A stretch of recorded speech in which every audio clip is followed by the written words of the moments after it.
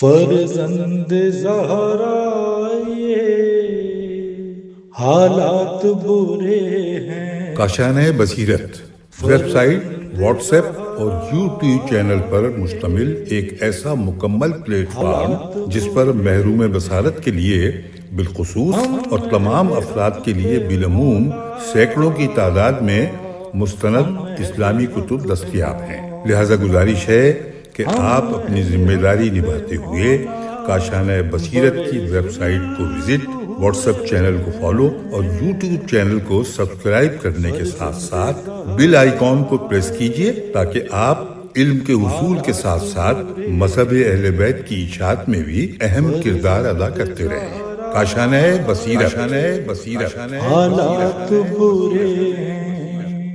بسم اللہ الرحمن الرحیم. السلام علیکم سامعین. کاشانۂ بصیرت کے پلیٹ فارم پر کتاب میزان الحکمت کی جلد اول پڑھتے ہوئے ہم پہنچ گئے ہیں ریڈنگ کے پارٹ 34 پر، اور کتاب کا ہے صفحہ 696.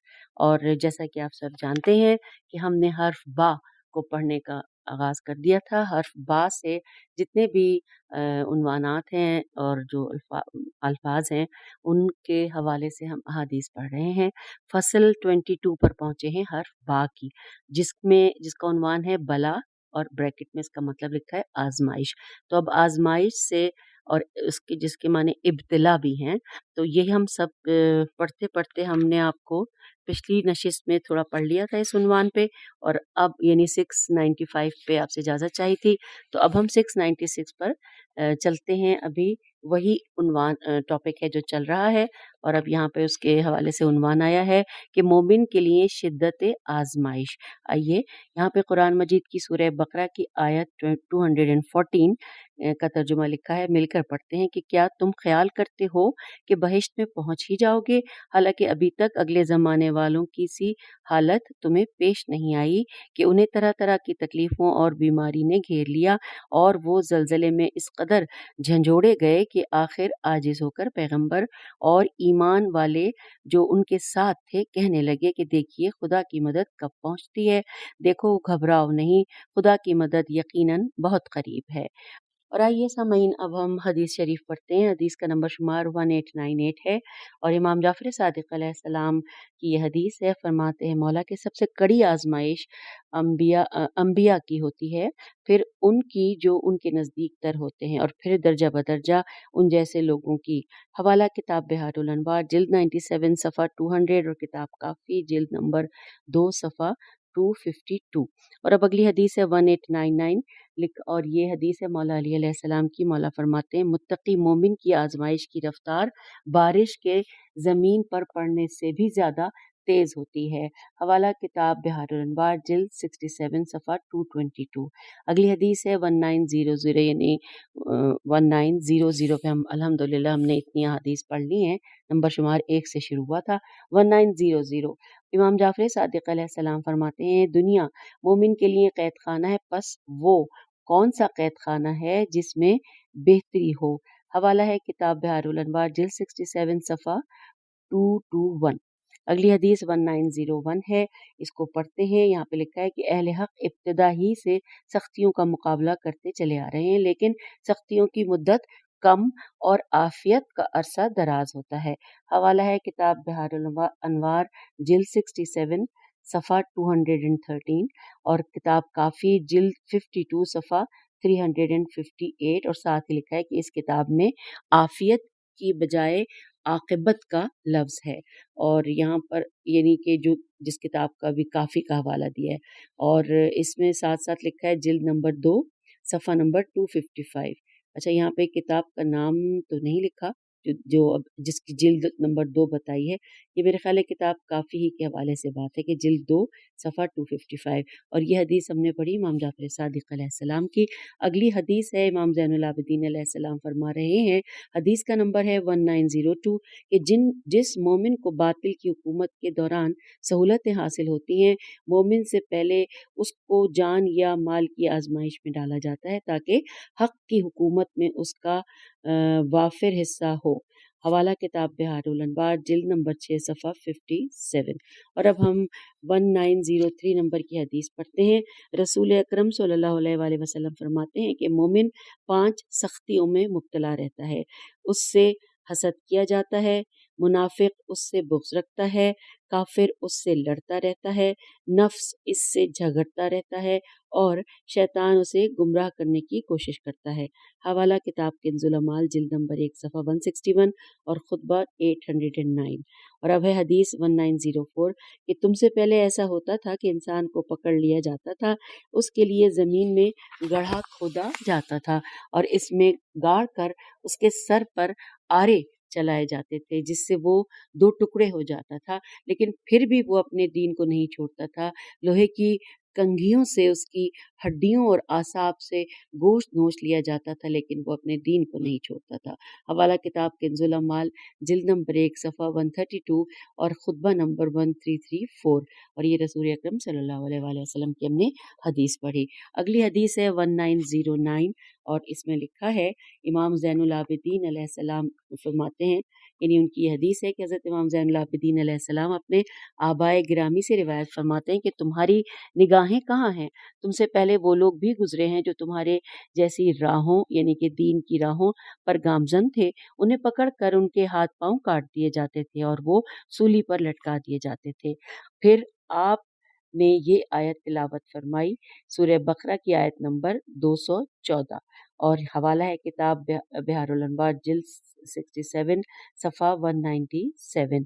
اب چلتے ہیں اگلی حدیث کی جانب 1906 اور لکھا ہے یہاں پر ہی کہ یہ امام جعفر صادق علیہ السلام کی حدیث ہے کہ خداوند عالم کے اس قول یعنی وذکر فی الکتاب اسماعیل، اور یہاں پہ ڈیش ڈیش ڈیش ہے، پوری نہیں لکھی، لکھا ہے کہ کتاب میں اسماعیل کا ذکر کرو، اور اس کے بارے میں فرمایا کہ ان پر ان کی قوم مسلط ہو گئی اور ان کے چہرے کے گوشت اور کھوپڑی کی جلد کو نوچ لیا۔ یہ اسماعیل جناب ابراہیم علیہ السلام کے فرزند نہیں بلکہ اور بزرگوار تھے۔ حوالہ ہے کتاب اعمالی مفید صفحہ نمبر 24، اور یہ امام جعفر صادق علیہ السلام کی ہم نے حدیث پڑھی تھی۔ اب اس کے بعد ہم آ گئے ہیں اگلے صفحے پر 1907 نمبر کی حدیث پڑھتے ہیں۔ مولا امام جعفر صادق علیہ السلام نے فرمایا کہ تم سے پہلے ایک ایسی قوم بھی گزری ہے جسے یا تو قتل کیا جاتا تھا اور یا آگ میں جلایا جاتا تھا یا آروں سے چیرا جاتا تھا۔ زمین اپنی وسعت کے باوجود ان پر تنگ کر دی جاتی تھی، لیکن ان سختیوں اور ایذاؤں کے ذریعے ان کو اپنے سچے موقف سے نہیں ہٹایا جا سکتا تھا، بلکہ خداوند عزیز و حمید پر ان کا ایمان اور زیادہ پختہ ہوتا تھا۔ لہٰذا تم بھی اگر اپنے رب سے ان کے بلند درجات کے لیے دعا مانگو اور مصائب زمانہ پر صبر کرو تو اس قوم کی سعی و کوشش کا ثواب حاصل کر لو گے۔ حوالہ کتاب تفسیر نور الثقلین جلد نمبر 5 صفحہ 547۔ آئیے آگے چلتے ہیں 1908 نمبر کی حدیث پڑھتے ہیں۔ لکھا ہے کہ خداوند تعالیٰ نے ایک حبشی پیغمبر کو ان کی قوم کی طرف بھیجا جس نے ان لوگوں کے ساتھ جنگ بھی کی، اور جس جنگ میں اس پیغمبر کے کچھ ساتھی مارے گئے، کچھ کو قید کر لیا گیا اور ان کے لیے خندقیں کھود کر ان میں آگ روشن کر دی گئی۔ پھر دشمن نے کہا کہ جو ہمارے دین و ملت کا آدمی ہے وہ الگ ہو جائے، اور جو اس نبی کے دین پر ہے وہ اس آگ میں کود پڑے۔ چنانچہ پیغمبر کے پیروکار اس میں کود گئے، اور ان میں ایک عورت بھی آئی جس کے ساتھ اس کا کم سن بچہ تھا۔ وہ آگ میں جانے سے ہچکچائی تو اس معصوم بچے نے کہا، اماں جان گھبراؤ نہیں، آگ میں کود جاؤ۔ چنانچہ اس نے بھی آگ میں چھلانگ لگا دی، اور یہی قوم اصحاب الاخدود، اچھا یہاں پہ دوبارہ پڑھتے ہیں، اور یہی قوم اصحاب الف صاد ہے الف بے اصحاب الاخدود الف لام الف خے دال واو دے، اور یہاں پہ لکھا ہے کہ اس کا مطلب کہ خندقوں والی قوم ہے۔ حوالہ کتاب نور الثقلین تفسیر نور الثقلین جلد نمبر 5 صفحہ 544، اور یہ امام محمد باقر علیہ السلام کی ہم نے حدیث پڑھی۔ چلیے اگلے عنوان کی جانب کہ مومن کئی طرح کی آزمائش میں مبتلا ہوتا ہے۔ اس حوالے سے یہاں پر 3 احادیث ہیں۔ حدیث نمبر 1909 ہے حدیث، اور اس میں لکھا ہے کہ ابن بکیر کہتے ہیں کہ میں نے امام جعفر صادق علیہ السلام سے پوچھا کہ کیا مومن جزام یعنی کہ کوڑ، برس یعنی پھولبری اور اس طرح کی دوسری بیماریوں میں بھی مبتلا ہو سکتا ہے؟ تو آپ نے فرمایا تو کیا مومن کے علاوہ کسی اور کے لیے یہ مصیبتیں مقرر ہیں؟ یہاں پر حوالہ کتاب بحار الانوار جلد 67 اور صفحہ 221۔ اگلی حدیث ہے 1910 اور اس میں لکھا ہے کہ صدیر سین دال یرے کہتے ہیں کہ میں نے حضرت امام محمد باقر علیہ السلام کی خدمت میں عرض کیا کہ کیا خداوند عالم مومن کو مصیبت یا بیماری میں مبتلا کرتا ہے؟ تو آپ نے فرمایا کہ مومن کے علاوہ بھلا اور کون مبتلا ہوتا ہے، حتیٰ کہ وہ مومن کہ جس کا سورہ یاسین میں ذکر ہے، جس نے کہا کہ یا لیت قومی یعلمون کہ اے کاش کہ میری قوم کو علم ہوتا۔ وہ مکنہ تھے، میم پہ پیش ہے، میم کاف نون، نون پہ تشدید ہے تو میم کاف نون عین، اور لکھا ہے صدیر کہتے ہیں کہ میں نے پوچھا کہ مکنہ کسے کہتے ہیں؟ تو فرمایا کہ جسے جزام کی بیماری ہو۔ حوالہ کتاب بحار الانوار جلد 67 صفحہ 241۔ آئیے اگلی حدیث پڑھتے ہیں 1911۔ امام محمد باقر علیہ السلام فرما رہے ہیں مومن ہر آزمائش میں مبتلا ہو سکتا ہے اور ہر قسم کی موت مر سکتا ہے سوائے خودکشی کے۔ حوالہ کتاب بحار الانوار جلد 81 صفحہ 196۔ یہ ہم نے امام محمد باقر علیہ السلام کی حدیث پڑھ لی ہے، اور اب ہم پہنچے ہیں اگلے عنوان کی جانب کہ اپنے ہاتھوں لائی ہوئی مصیبت، اور یہاں پہ قرآن میں کی سورہ شورى کی آیت نمبر 30 کہ اور جو مصیبت تم پر پڑتی ہے وہ تمہارے اپنے ہی ہاتھوں کی کرتوت ہے اور اس پر بھی وہ اللہ بہت کچھ معاف کر دیتا ہے۔ اور اس کے بعد سورہ آل عمران کی آیت 165 ہے کہ کیا جب تم پر وہ مصیبت پڑی جس کی دونی دال و نون چھوٹی ہے، جس کی دونی مصیبت تم کفار پر ڈال چکے تھے تو گھبرا کے کہنے لگے کہ یہ آفت کہاں سے آ گئی؟ اے رسول اللہ کہہ دو کہ یہ تو خود تمہاری اپنی ہی طرف سے ہے۔ حوالہ نہیں، اس میں حوالہ نہیں ہے، ہم پہلے ہی بتا چکے۔ اور اب اگلا ہے سورہ روم کی آیت 41 کہ خود لوگوں ہی کے اپنے ہاتھوں کی کارستانیوں کی بدولت خشک و تر میں فساد پھیل گیا، تاکہ جو کچھ لوگ کر چکے ہیں خدا ان کو ان میں سے بعض کرتوتوں کا مزہ چکھا دے، شاید یہ لوگ ابھی بھی باز آ جائیں۔ اور آئیے اب احادیث شریف کی جانب، یہاں پر اس حوالے سے 2 احادیث ہے۔ حدیث کا نمبر شمار 1912۔ اللہ تعالیٰ نے حضرت ایوب علیہ السلام کی طرف وحی کی کہ کیا تم جانتے ہو کہ تم نے وہ کون سا عمل کیا ہے جس کی وجہ سے تمہیں اس آزمائش سے دوچار ہونا پڑا؟ عرض کیا کہ نہیں۔ فرمایا تم شہنشاہ مصر کے پاس گئے تھے اور 2 امور کے بارے میں زومانی کلام کیا تھا۔ حوالہ کتاب بحار الانوار جلد 75 صفحہ 380، اور یہ حدیث رسول اکرم صلی اللہ علیہ وآلہ وسلم کی تھی۔ اگلی حدیث ہے 1913 کہ انسان کے اپنے ہاتھ ہی جرم کے مرتکب ہوتے ہیں۔ یہ رسول اکرم صلی اللہ علیہ وآلہ وسلم کی حدیث، اور حوالہ ہے کتاب تفسیر نور الثقلین جلد نمبر 4 صفحہ 209۔ اور اب اگلا عنوان آ گیا کہ جن کی آزمائش نہیں ہوتی ان پر خدا ناراض ہوتا ہے۔ لکھا ہے اب یہاں پر قرآن پاک کی سورہ زخرف اور اس کی آیت نمبر 33، اور اگر یہ بات نہ ہوتی کہ آخر سب لوگ ایک ہی طریقے سے ہو جائیں گے تو ہم ان کے لیے جو خدا سے انکار کرتے ہیں ان کے گھروں کی چھتیں اور سیڑھیاں جن پر وہ چڑھتے اترتے ہیں چاندی اور سونے کی بنا دیتے۔ اور اب آئیے ہم حدیث پڑھتے ہیں۔ حدیث کا نمبر شمار یہاں پہنچا ہے 1914 پہ۔ لکھا ہے رسول اکرم صلی اللہ علیہ وآلہ وسلم فرماتے ہیں خداوند عالم ایسے خبیث اور سرکش و نافرمان بندے پر سخت ناراض ہوتا ہے کہ جس کی جان و مال میں کوئی آزمائش یا آفت نہ آئے۔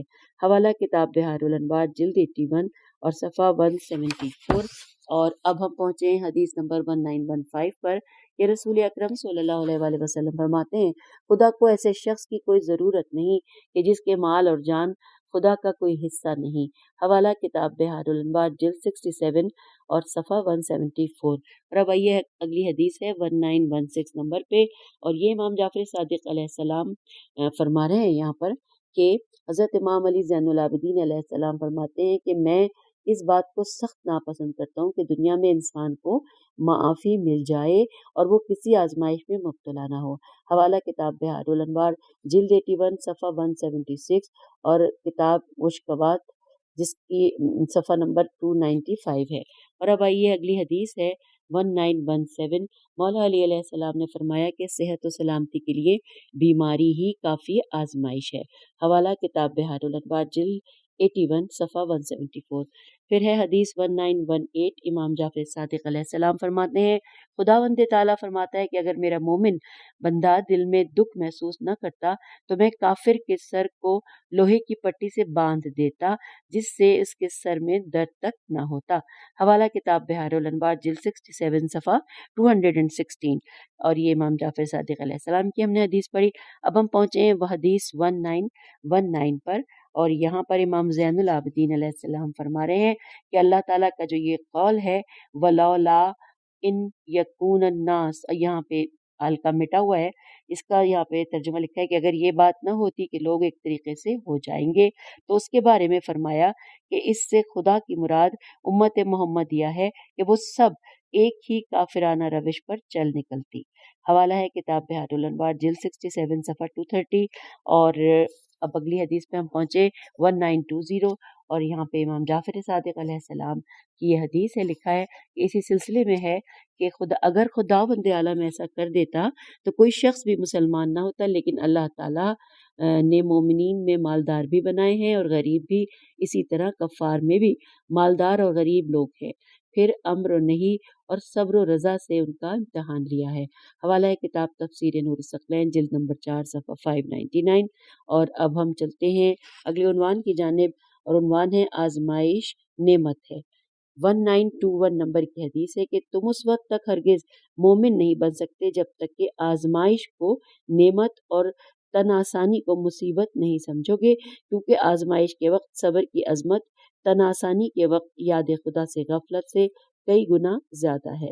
اور آئیے حوالہ دیکھتے ہیں بحار الانوار جلد 67 صفحہ 237 اور جلد 82 صفحہ 45، اور اس متن میں عظمت کے بجائے افضل منقول ہے۔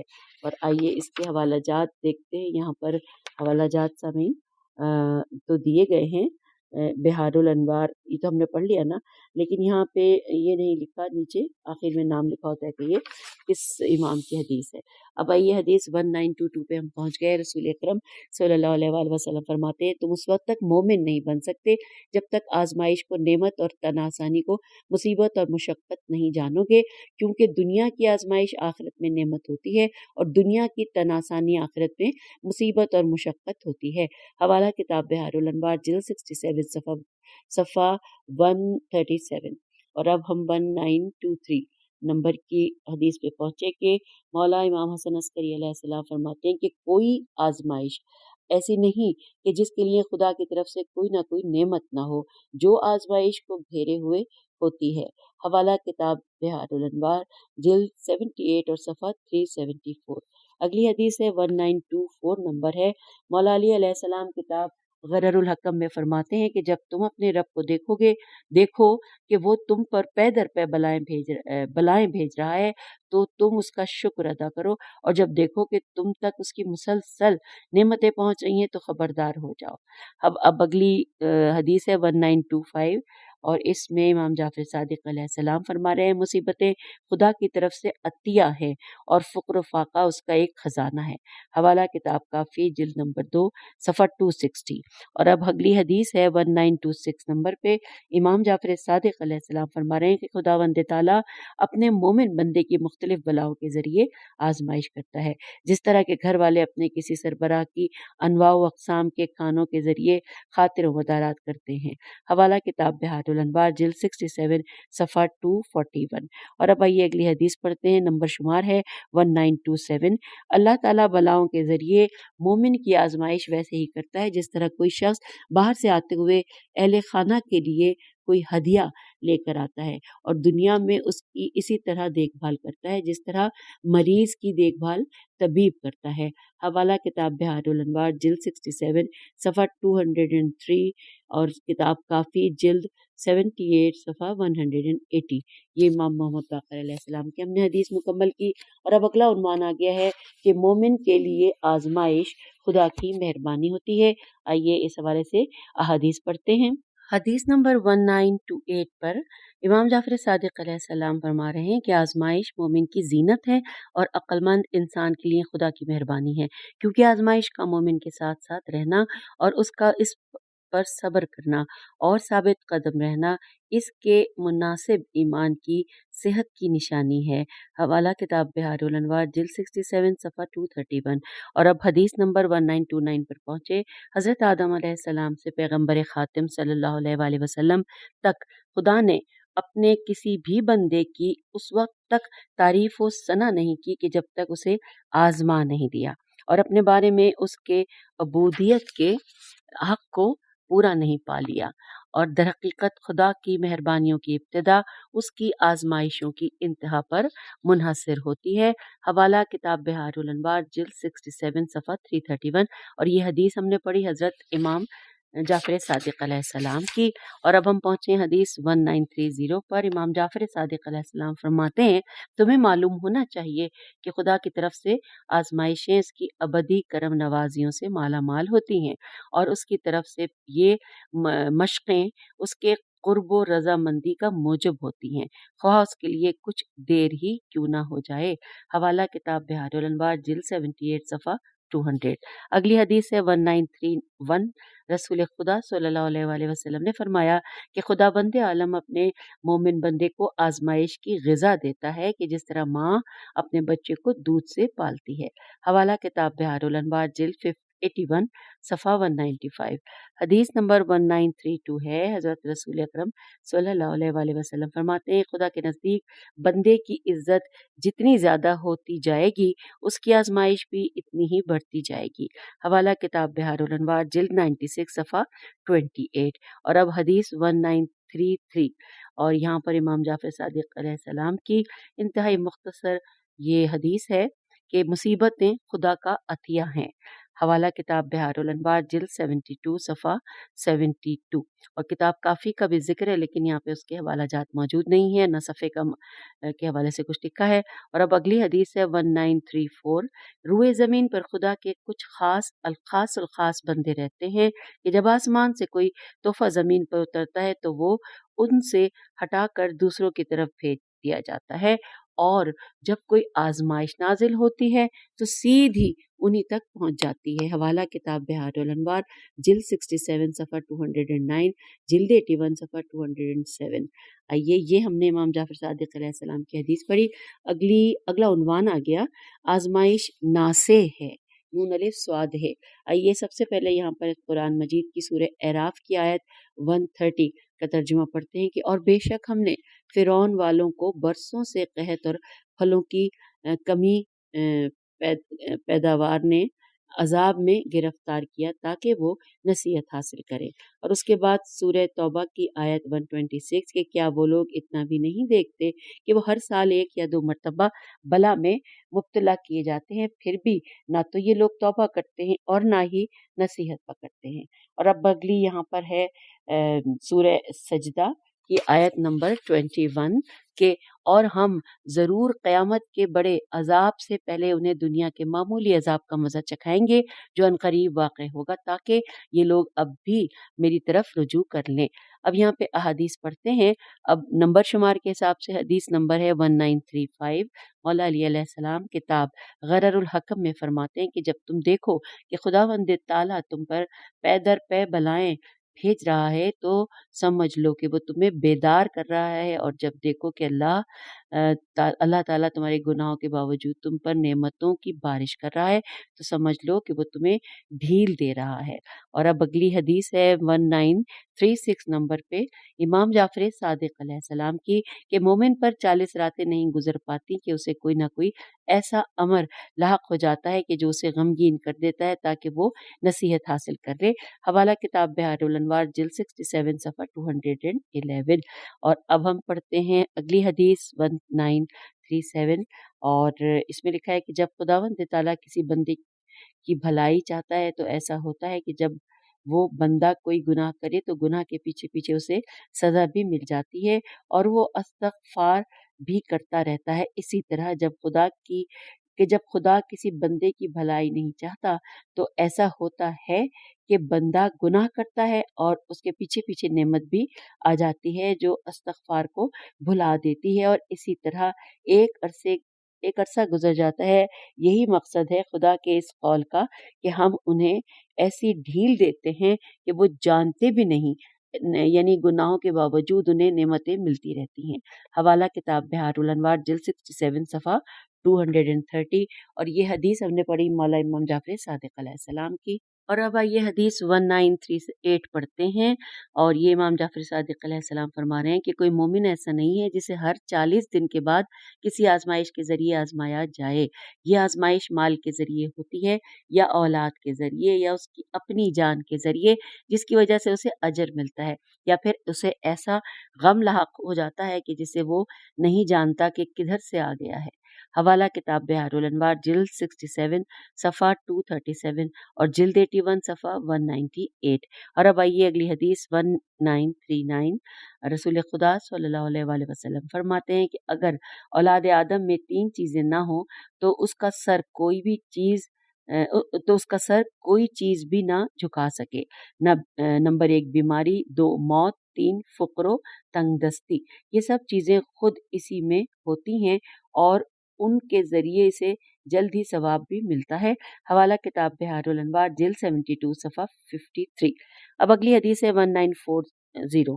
لکھا ہے مولا امیر المومنین علی علیہ السلام نماز استسقاء کے لیے باہر نکلے اور فرمایا، خداوند عالم اپنے بندوں کو ان کے برے اعمال کی وجہ سے آزماتا ہے، یا پھلوں کے کم ہونے کے ذریعے، یا برکتوں کو روک لینے کے ذریعے، یا بھلائیوں کے دروازے بند کر لینے کے ذریعے، تاکہ توبہ کرنے والا توبہ کر لے، گناہوں کا قلع قما کرنے والا ان کا قلع قما کر دے، یا نصیحت حاصل کرنے والا نصیحت حاصل کر لے، اور گناہوں سے رکنے والا گناہوں سے ہاتھ اٹھا لے۔ حوالہ کتاب بہار الانوار جلد نمبر 9 صفحہ 76 اور تفسیر نور الثقلین جلد نمبر 1 صفحہ 143۔ چلیے اگلی حدیث کی جانب، اور اس حدیث سے پہلے میں یہ بھی بتا دوں کہ یہاں پر عنوان ہے آزمائش گناہوں کو ختم کرتی ہے۔ اس حوالے سے حدیث 1941 پڑھتے ہیں۔ مولا علی علیہ السلام فرما رہے ہیں کہ تمام تعریفیں اس خدا کے لیے ہیں جو دنیا میں ہمارے شیعوں کے گناہوں کو ان کی شفقت اور سختی کے بدلے میں مٹا دیتا ہے، تاکہ اس طرح سے ان کی اطاعت و عبادت صحیح و سالم رہے اور وہ ثواب کی بھی مستحق قرار پائے۔ حوالہ کتاب بہار الانوار جلد 67 صفحہ 232۔ اب ہیں ہم 1942 نمبر کی حدیث ہے کہ کیا میں تمہیں قرآن مجید کی افضل آیت نہ بتاؤں؟ پیغمبر خدا صلی اللہ علیہ وآلہ وسلم نے فرمایا ہے کہ وہ آیت ہے وما اصابکم، اور یعنی کہ اس کا ترجمہ لکھا ہے یعنی کہ جو مصیبت بھی تمہیں پہنچتی ہے وہ تمہارے اپنے ہاتھوں کا کیا دھرا ہوتا ہے۔ اور اس حدیث کو زیر زبر پیش بالکل نہیں ہے، کوشش بھی کریں تو دیکھتے ہیں غلطی نہ ہو کہ وما اصابکم من مصیبت فیما کسبت ایدیکم، اور یہ ہم نے اس کے ترجمہ بھی پڑھ لیا کہ یعنی جو مصیبت بھی تمہیں پہنچتی ہے وہ تمہارے اپنے ہاتھوں کا کیا دھرا ہوتا ہے۔ اللہ تعالیٰ اس بات سے بلند و برتر ہے کہ کسی گناہ کی سزا وہ اگر دنیا میں دے چکا ہے تو دوبارہ آخرت میں بھی دے، اور جو گناہ دنیا میں معاف کر چکا ہے آخرت میں اس کی سزا دے۔ حوالہ کتاب بہار الانوار جلد 81 اور صفحہ 188، اور یہ ہم نے حدیث پڑھی مولا علی علیہ السلام کی۔ اگلی حدیث ہے 1943 نمبر پہ، اور یہ حضرت علی علیہ السلام فرما رہے ہیں کہ جب خداوند عالم کسی مومن بندے کو اس دنیا میں سزا دے دیتا ہے تو پھر اس کے حلم، بزرگواری، کرم نوازی اور شان کریمی سے یہ بات بعید ہے کہ وہ اسے دوبارہ قیامت میں بھی سزا دے۔ اور یہ حوالہ ہے کتاب بہار الانوار جلد نمبر 81 اور صفحہ 179۔ اور اب حدیث 1944 پڑھتے ہیں، اور یہاں پر لکھا ہے کہ جب خداوند کریم اپنے کسی بندے کو شرف عطا کرنا چاہتا ہے، جبکہ بندہ گناہ گار بھی ہوتا ہے، تو اللہ تعالیٰ اسے بیماری میں مبتلا کر دیتا ہے۔ اگر بیماری سے اس کا کفارہ نہ ہو تو اسے دوسروں کا محتاج بنا دیتا ہے، اگر پھر بھی کفارہ نہ ہو تو اس پر موت کو سخت کر دیتا ہے۔ اس طرح اس کا کفارہ ادا ہو جاتا ہے اور بندہ خدا کے شرف سے مشرف ہو جاتا ہے۔ اسی طرح جب کسی بندے کو اپنے شرف سے محروم کرنا چاہتا ہے، جبکہ اس کی کچھ نیکیاں بھی ہوتی ہیں، تو اسے بدن کی صحت و سلامتی عطا کر دیتا ہے۔ اگر اس طرح سے وہ شرف سے محروم نہیں ہو سکتا تو پھر اس کی معیشت کو آسان کر دیتا ہے۔ اگر پھر بھی وہ بندہ شرف سے محروم نہیں ہوتا تو پھر اس پر موت آسان کر دیتا ہے۔ اس طرح وہ بندہ خدا کے شرف سے محروم ہو کر آخرت میں قدم رکھتا ہے۔ حوالہ کتاب بحار الانوار جلد 81 اور صفحہ 198، اور یہ حدیث ہم نے پڑھی امام محمد باقر علیہ السلام کا فرمان تھی۔ اور آئیے اب اگلا نمبر ہے 1945، حدیث کا یہ نمبر ہے اور ہم پڑھتے ہیں تو یہ طویل ہے۔ یونس بن یعقوب کہتے ہیں کہ میں نے حضرت امام جعفر صادق علیہ السلام کو یہ فرماتے ہوئے سنا کہ ملعون ہے وہ بندہ جسے ہر 40 دن کے بعد کوئی مصیبت نہ پہنچے۔ میں نے پوچھا ملعون ہے؟ آپ نے فرمایا ہاں ملعون ہے۔ چنانچہ جب امام علیہ السلام نے میرے اس تعجب کو دیکھا تو فرمایا کہ اے یونس، جسم کی چوٹ، منہ پر تماچا، پاؤں کی لغزش، دکھ، درد اور جوتے کے تسمے کا ٹوٹنا بھی مصیبت میں شمار ہوتے ہیں۔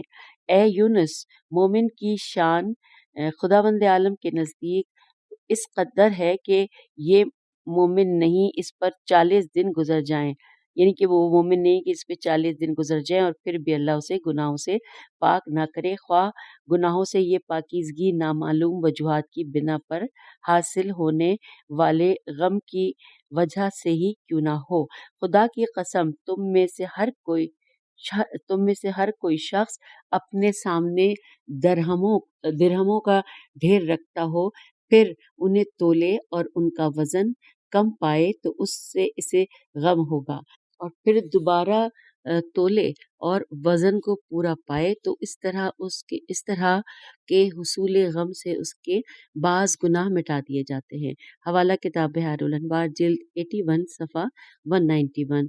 اور اس کے بعد چلتے ہیں اگلے عنوان کی جانب کہ اللہ تعالیٰ کی آزمائش اپنے محبوب بندے کے لیے ہے۔ آئیے حدیث نمبر 1946 پڑھتے ہیں کہ حسین بن الوان عین سے الوان حضرت امام جعفر صادق علیہ السلام سے روایت کرتے ہیں کہ امام کے پاس صدیر سین دال یرے بھی بیٹھے ہوئے تھے، جبکہ امام نے فرمایا کہ جب تک خداوند عالم کسی بندے کو دوست رکھتا ہے تو اسے آزمائش کے دریا میں غوطہ زن کر دیتا ہے۔ اے صدیر یا صدیر سین دال یرے، ہم اور تم صبح و شام اسی حالت میں رہتے ہیں، اگلے صفحے پہ چلتے ہیں، سامنے اسی حالت میں رہتے ہیں، اور حوالہ ہے یہاں پر